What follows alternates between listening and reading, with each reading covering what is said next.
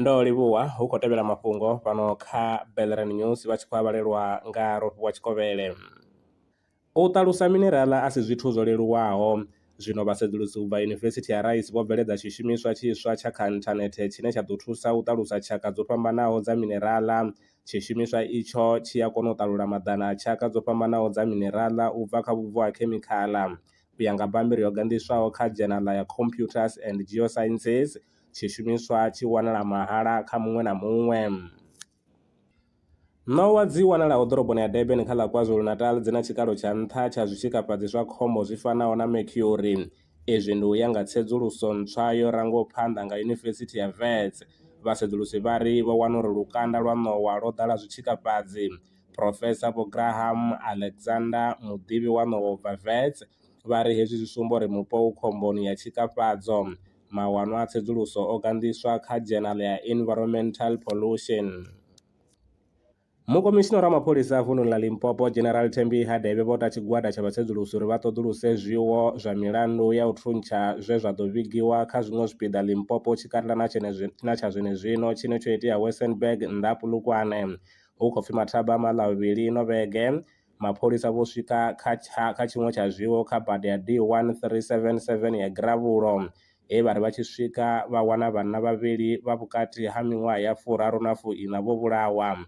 Vhuvhili ha vhapondwa hu pfi vho vha vha na mafuvhalo a u thuntshiwa ngeno muthihi wavho o vha o tou vhofhiwa zwanḓa. Afho kha itsho tshiwo ho ita na u wanala tshelede khathihi na zwiṅwe zwishumiswa.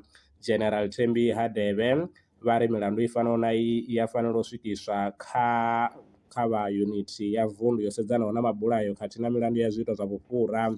Ṱhoḓisiso malugana na mulandu upfi dzi kha ḓi bvela phanḓa. Fhedzi muambeli wa mapholisa Brigadier Hlulani Mashava ndi vhane vho vha na vhupfiwa.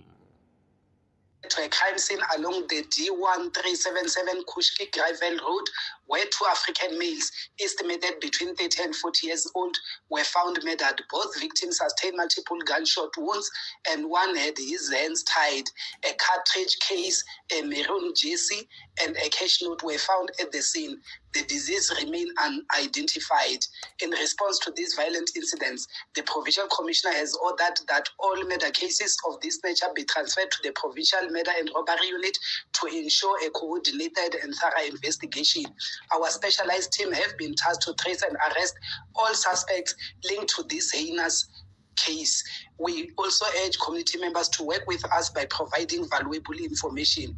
We appeal to anyone with information that could assist in identifying the deceased or the arrest of the perpetrators to contact Warrant Officer Paladi Makona on 082 749 2233. Akho guma ngorali mafhungo fhano kha Bellerin News mutetshelesi kha vha ḓi bvela phanḓa na uri tevhelela hune vha ri wana fhaḽa kha Spotify, X, Twitter, TikTok khathihi na kha YouTube kana u dalela siaṱari ḽashu ḽa Facebook hune vha ri wana fhaḽa kha Bellerin News. Vha nga ḓi tou ri founela kha 083 861 2263. Vhaṅwe mafhungo ndi vha vhuyelana nao tshifhingani tshiḓaho. Ndaa. Lwa miṅwaha I fhiraho fusumbe dzina ḽithihi fhedzi ndi ḽone ḽi bvaho phanḓa khou endedza vhadzulapo vha ḽa Afrika Tshipembe. Mulaudzi Transport Service ndi khamphani yavho ine ya vha endedza u ya na u vhuya mishumoni nyendo dza kule na tsini hu tshi katela na u welekanya mikano ya mashango a tsini na Afrika Tshipembe. Ri vha endedza vha swika hune vha khou ya vho tsireledzea. Arali vha tshi ṱoḓa u bva nga tshigwada u dzhenelela vhuṱambo vhufhio na vhufhio kha vha ri fhulufhele ngauri ri ḓo vha swikisa nga tshifhinga. Vha nga ri kwama kha nomboro dzi tevhelaho 083 227 0606. Mulaudzi Transport Service. No place is too far to reach. Zwino ri tshi khou amba vha nga vha sa ḓivhi uri masheleni a u tandulula thaidzo ine vha vha nayo vha ṱo a wana gai vha songo tsha ṱwa vha tshi renga nga ṱhoho lini. Bellerin Brands I hanefha tsini na vhone ri ḓo vha thusa u bva kha 500 u swika kha 4000 randa. Riṋe ri khou ṱoḓa tshiḽipi tsha muholo, khophi ya basa, 3 months bank statement na proof of residence. U bva afho tshelede I khou ṋamba ya dzheniswa nga murahu ha zwiminetse nyana. Kha vha rumele WhatsApp zwino 072 019 5843. Bellerin Brands ndi vha hadzimiswa masheleni vho ḓi ṅwaliselaho.